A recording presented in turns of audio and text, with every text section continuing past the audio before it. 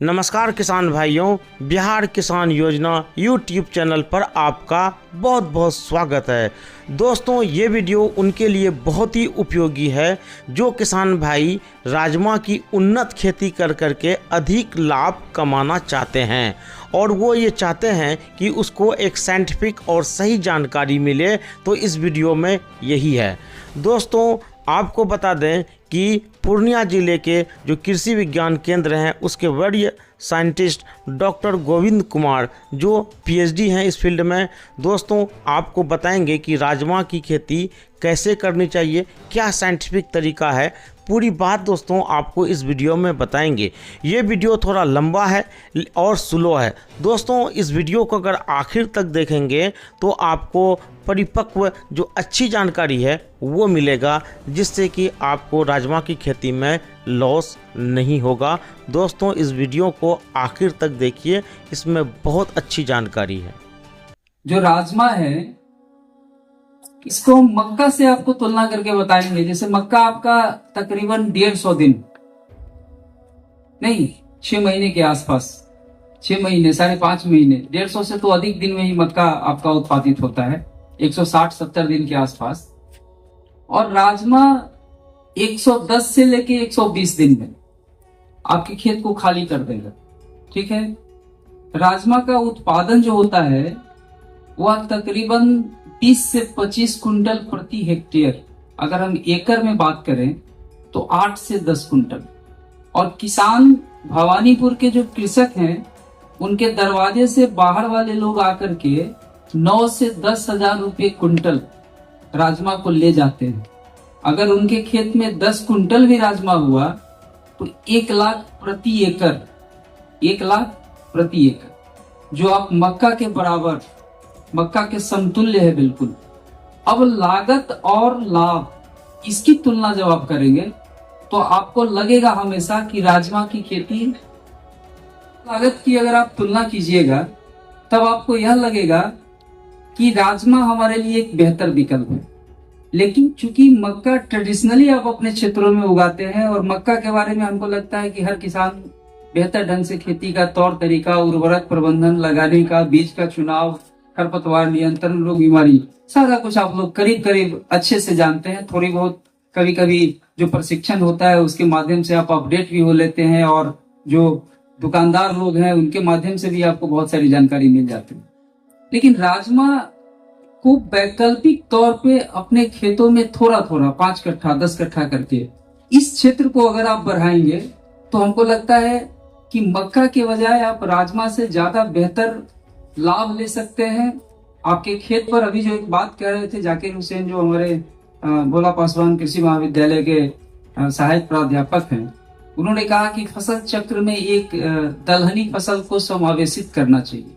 हालांकि राजमा दलहनी जरूर है, लेकिन एक समस्या इसके साथ है कि इसके अंदर नोड्यूल्स, जो राइजोबियम बैक्टीरिया से आपके बीज उपचार करने की बात हो रही थी, तो उस तरह का नोड्यूल्स नहीं के बराबर बनता है, इसलिए हम लोग इसमें यूरिया का प्रयोग करवाते हैं। लेकिन बाकी दलहनी की जो फसल है उसमें कम मात्रा में यूरिया या नहीं के बराबर हम लोग यूरिया का इस्तेमाल करवाते हैं। लेकिन इस दोनों का अगर स्टैटिक्स आप देखेंगे, सांख्यिकी अगर इसका आप देखें राजमा और मक्का की, तो मक्का के तुलना में आपके खेत को तकरीबन 40 से 50 दिन, यानी 2 महीने पहले आपके खेत को खाली कर देता है। जो आप एक आगात फसल, और अगर आप चाहें तो मार्च के महीने में इसमें आप मूंग लगा सकते हैं, एक आगात फसल। अभी आप 2 फसल की खेती करते हैं, जहां भी मक्का लगाते हैं अधिकतम क्षेत्र में 2 फसल की खेती होती है।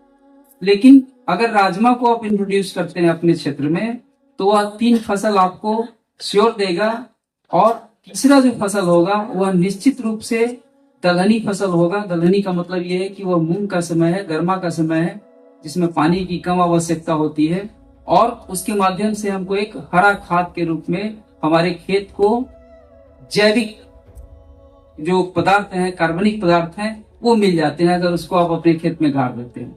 या कई बार किसान अपने पशुओं के लिए भी उसको इस्तेमाल कर देते हैं।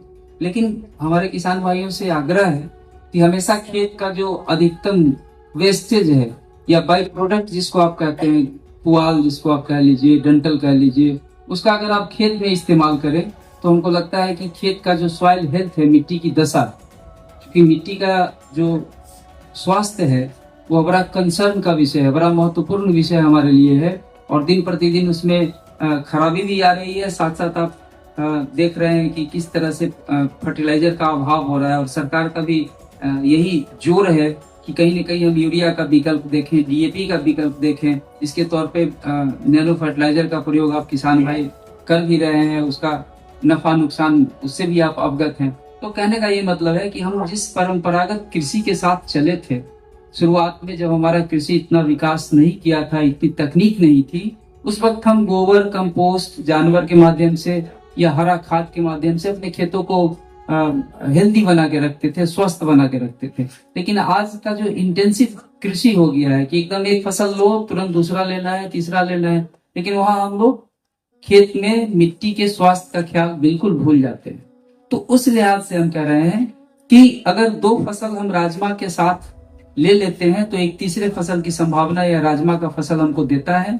और जिस हिसाब से आप मक्का से लाभ लेते हैं उससे कम नहीं बल्कि उससे ज्यादा भी हो सकता है आपके साथ, तो यह राजमा हमारे लिए बड़ा महत्वपूर्ण है। तो यह हम राजमा के बारे में सीधा सीधा आपको बता रहे थे। खेती करने का उसका जो समय है यही है, अब से शुरुआत है। हम लोग किताब की भाषा में बोलते हैं 15 नवंबर से या 1 नवंबर से भी उसकी खेती की जा सकती है, या इसके बाद भी की जा सकती है। मतलब नवंबर के पूरे महीने इसके लिए उपयुक्त है। आगात अगर आप करते हैं तो अच्छी बात होती है। तो कहने का ये मेरा मतलब है कि खेती का टाइम यही है। बीज दर उसमें ज्यादा लगेगा क्योंकि बीज उसका बड़ा होता है। बाजार में भी आप बड़े चाव से दिल्ली वगैरह में होटल्स में या बहुत सारे हॉस्टल्स में आप देखेंगे कि राजमा चावल इसका प्रथा है, राजमा का छोला के रूप में इस्तेमाल करता है। बड़ा शौकिया, बड़ा उसका हेल्थ बेनिफिट बहुत ज्यादा है। तो कहने का ये मेरा मतलब है कि राजमा तकरीबन 100 किलो के आसपास एक हेक्टेयर में, एकड़ में बात करें तो 40 केजी के आसपास उसके बीज की आवश्यकता आपको होगी। बीज उपचार, जैसा कि इसको नियम बना लीजिए आप, मन से कहा भी गया कई वक्ताओं के माध्यम से कि बीज उपचार जरूरी है, बीज का टीकाकरण जरूरी है, मिट्टी का जांच उससे पहले जरूरी है। ठीक है, उस आधार पे हम लोग उर्वरक की अनुशंसा करते हैं। और राजमा चूंकि नेत्रजन का स्थिरीकरण नहीं करता है वायुमंडल से या न के बराबर करता है, इसलिए इसमें नेत्रजन का हम लोग उपयोग प्रयोग अपने किसानों को अनुशंसित करते हैं। तो इसमें आप 100 केजी प्रति हेक्टेयर नेत्रजन, नाइट्रोजन के फॉर्म में अगर इसको आप निकालेंगे यूरिया के रूप में, तो यह तकरीबन 200-225 केजी के आसपास आ जाएगा। तो मतलब 100 केजी एकड़ मोटा मोटी आप मान लीजिए आपके क्षेत्र में अगर अनुमानित तौर पे आप खाद का प्रयोग करना चाहते हैं तो उसकी बात हम कर रहे हैं। और अगर आप सॉइल हेल्थ कार्ड आपके पास है, मिट्टी की जांच आप रेगुलर करवाते हैं, तो उसके आधार पे अनुशंसा की जाती है कि पहले आपने कौन सा फसल लगाया, आप कौन सा लगाने वाले हैं, पूर्व से आपके खेत में इतने पोषक तत्व तो विद्यमान है और जो फसल आप लगाने जा रहे हैं उसके लिए इतना एडिशनल इस रूप में, इस रूप का मतलब यूरिया, डीएपी, पोटास, एसएसपी, इन सब के माध्यम से आप इसकी पूर्ति करेंगे तो एक जो हमारा उर्वरक प्रबंधन का जो तौर तरीका होता है वह सही हो जाता है। तो 100, 40 और 30 नाइट्रोजन, फास्फोरस और पोटास, ये हम एलिमेंटल फॉर्म में आपको बता रहे हैं, इसको कन्वर्ट कर लेना होगा। ये हेक्टेयर की बात हम आपसे कर रहे हैं, तो इतना ही खाद लगता है। अगर आप मक्का से इसकी तुलना कीजिए, मक्का में 165-70 केजी नाइट्रोजन देते हैं प्रति हेक्टेयर, 75 केजी 80 केजी फास्फोरस देते हैं, मतलब इसका दोगुना आप कर दीजिए। ठीक है, इसके बाद पोटास उसमें 50 केजी के आसपास देते हैं, तो उर्वरक आपका दोगुना लग रहा है। मार्केट को आप देखिए, आप किसान हैं या प्रसार कर्मी हैं, मार्केट के बीच में रहते हैं, तो डीएपी का क्या हालत है और पोटास का क्या हालत, इस दोनों का प्राइस आप देख लीजिए। तो कहने का ये मेरा मतलब कि खाद के मामले में भी आप लगभग आधा अपने राजमा को देते हैं और 4 महीने अधिकतम 120 दिन में आप राजमा के फसल को काट लेते हैं। मतलब 2 महीने, पौने 2 महीने पहले आपके खेत को यह खाली कर देता है और इसमें कहीं कोई समस्या नहीं है सीधा लाइन पे इसको मक्का की तरह 30 सेंटीमीटर की दूरी लाइन की बनानी है, ठीक है। और 10, 12, 15 सेंटीमीटर अधिकतम। मिट्टी की उपज शक्ति कैसा है, उर्वरा शक्ति कैसा है, उसके ऊपर निर्भर करता है। तो 12 से 15 सेंटीमीटर पौधे से पौधे की दूरी को रखना है और आप अपने राजमा को लगा दीजिए। बीज उपचारित उसको जरूर करिए, क्योंकि राजमा क्या होता है, उसका जो पौधा होता है काफी मुलायम होता है, सकुलेंट होता है, उसमें पानी की मात्रा होती है। वो जब जमेगा, जमने के साथ उसमें सड़न और गलन की बीमारी लगनी शुरू होती है। तो बिना बीज उपचार के रोपेंगे तो हो सकता है 15 से 20% पौधा आपका मर जाए। तो फिर आपको गैप फिलिंग करना होगा। और गैप फिलिंग जब आप 10 दिन के बाद करते हैं तो वहाँ क्या होता है कि पौधे के ग्रोथ में अंतर आ जाता है। तो ये एक समस्या होती है कभी कभी। तो बीज उपचार तो जरूर करना है। इसके अलावा फफूंद जनित बीमारी इसको ज्यादा प्रभावित करता है, ठीक है। कभी आप फली में उजला उजला जैसा देखेंगे, कभी पत्तियों में उजला उजला जैसा देखेंगे। तो ये सारा फफूंद जनित, जैसा कि बता रहे थे अभी प्लांट पैथोलॉजी के कृषि वैज्ञानिक आपको बता रहे थे। तो फफूंद से बचाने के लिए आपको इसका पर्याप्त इंतजाम करना होगा, ठीक है। तो यह एक बात हो गई। तो लगाने का तरीका, उर्वरक, बीज दर और थोड़ी सावधानी बीज उपचार के साथ फफूंद से बचाने का। और इसमें जो इरिगेशन की आवश्यकता होती है, सिंचाई की आवश्यकता होती है, वह बहुत कम होती है, मतलब कम से कम, और हल्की सिंचाई चाहिए इसको। अगर बहुत ज्यादा सिंचाई दे देंगे तो फिर से उस खेत में समस्या उत्पन्न हो जाएगी बीमारी के रूप में, ठीक है। तो राजमा के खेत को या तो क्यारी जैसा बना लें या खेत को समतल कर लें, यह एक विकल्प है आपके पास। तो खेत समतल हम कर लेते हैं तो पानी का कहीं ठहराव नहीं होगा। अगर पानी का ठहराव खड़े फसल में हो गया तो आपके खेत में फिर समस्या उत्पन्न होगी। पौधे का जो ग्रोथ होता है वह ढंग का नहीं होगा। पानी चाहिए, पानी के साथ साथ राजमा के जड़ को हवा भी चाहिए। नमी और हवा दोनों इसके विकास को बढ़ाता है और ठीक ठाक करता है। तो कहने का ये मेरा मतलब है कि अगर सिंचाई को नियंत्रित ढंग से आप अपने राजमा के फसल में नहीं करते हैं तो नुकसान हो। तो इसके लिए हमको करना क्या है, खेत को समतल बना ले। समतल करने का आपका परंपरागत तरीका भी है, पाटा से, स्क्रैपर से घींच करके, और आज के समय में लेजर लैंड लेवलर आया है उसके माध्यम से। तो यह नई तकनीक सब आ गई है। इसके अलावा अगर आप कमजोर किसान है, आपके पास सुविधा उपलब्ध नहीं है, तो आप छोटी छोटी क्यारी बना लीजिए। उस क्यारी के माध्यम से भी खेत को हम समतलीकरण कर लेते हैं ताकि पानी हमारा ठीक से पट सके, या पानी का जमाव थे आपको कि खेत समतल होना चाहिए, इसके लिए थोड़ा सा, ठीक है। पानी ये आपके लिए समस्या पैदा कर सकता है, सिंचाई आपके लिए समस्या, क्योंकि आपके यहाँ सिंचाई का पानी बहुत है जमीन के अंदर। बोरिंग आप गाड़ते हैं, पानी बहुत अच्छा मिलता है और किसान उसको बड़ा मतलब मन से पटाते हैं। तो राजमा को बहुत पानी नहीं चाहिए। वैसे रबी की कोई भी फसल है उसमें पानी बिल्कुल हल्की सिंचाई, मक्का हो तब भी, गेहूं हो तब भी, और मिट्टी के हिसाब से फिर सिंचाई की बात हम लोग करते हैं। अगर भारी मिट्टी है तो वहाँ तो एकदम समतलीकरण जरूरी है, पानी नहीं लगना अति आवश्यक है, इस चीज का ख्याल रखना। और हल्की मिट्टी है, बलुई दोमट मिट्टी है, तो थोड़ा उसमें हम कॉम्प्रोमाइज कर सकते हैं कि पानी लग भी गया तो कुछ देर बाद वह जमीन के अंदर चला जाता है। क्योंकि आप किसान हैं, आपकी जो परिस्थिति होंगी उस हिसाब से आप काम करेंगे। हम उन सारे पहलुओं पे आपको एक बार ध्यान आकृष्ट कराना चाह रहे थे कि यह सारा चीज होता है और बेहतर विकल्प आपके लिए आपकी परिस्थिति के हिसाब से क्या होगा उसका आप चुनाव खुद करेंगे। तो यह बात हो गई उसके सिंचाई की। इसके बाद हमने खाद के बारे में आपको बताया। फिर फली देखिए 2-3 किस्में हैं।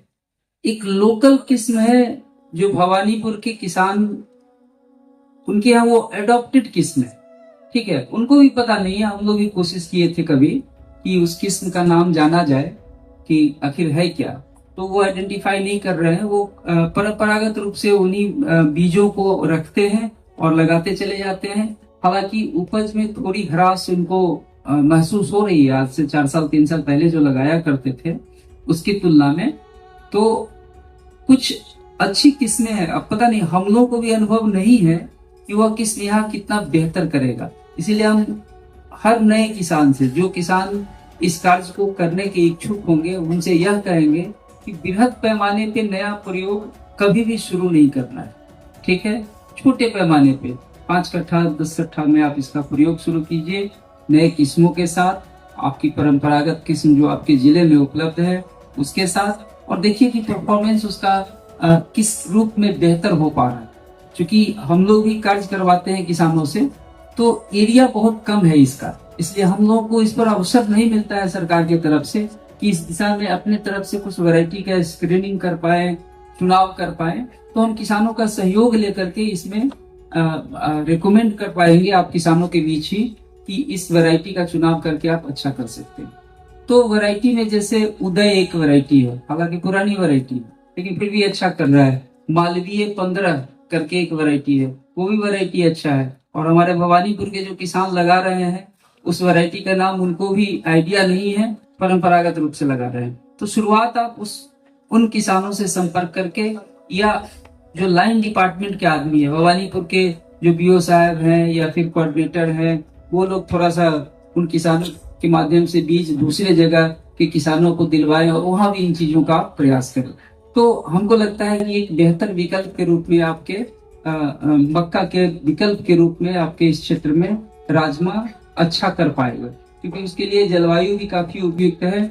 और सबसे बड़ा एडवांटेज जो इसका ये है कि 115-20 दिन, मतलब 110 से 120 दिन, आप मान के चलिए आपके खेत में नमी कितनी है, कैसी है, अधिकतम इसका ड्यूरेशन यही है 120 दिन। तो 4 महीने में आपका खेत खाली हो रहा है। और इसके बाद आप बड़े मजे में मार्च के महीने में अगर आप चाहें, या फरवरी के आखिरी में आप चाहें, तो वहीं से आप किसी नई खेती की शुरुआत कर सकते हैं, जो धान लगने से पहले तक आप उसको ले लीजिए।